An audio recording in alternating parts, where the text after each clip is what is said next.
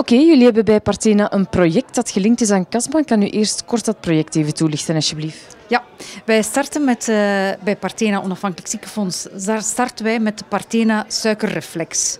Dus wij willen de mensen sensibiliseren om minder suiker te gebruiken en gezonder te eten.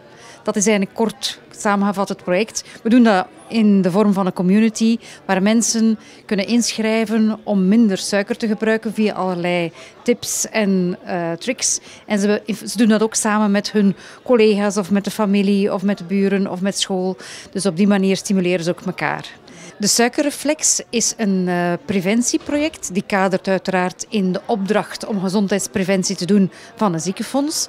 En met de Suikerreflex willen we vooral focussen op minder suiker gebruiken. Zowel geraffineerde suikers, directe suikers als indirecte suikers. En je zo fitter te voelen en minder risico op ziekte te hebben. Wat vindt u de voordelen van het Casma-project? Het Casma-project onderschrijft een stuk het preventieve van gezondheid.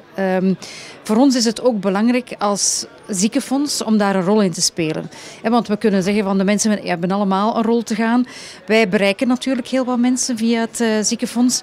En een ziekenfonds is ook heel curatief natuurlijk. De terugbetalingen in orde brengen. Maar we nemen ook echt die opdracht vast om ook op preventie te werken. Dat is ook een opdracht van een ziekenfonds vanuit de overheid.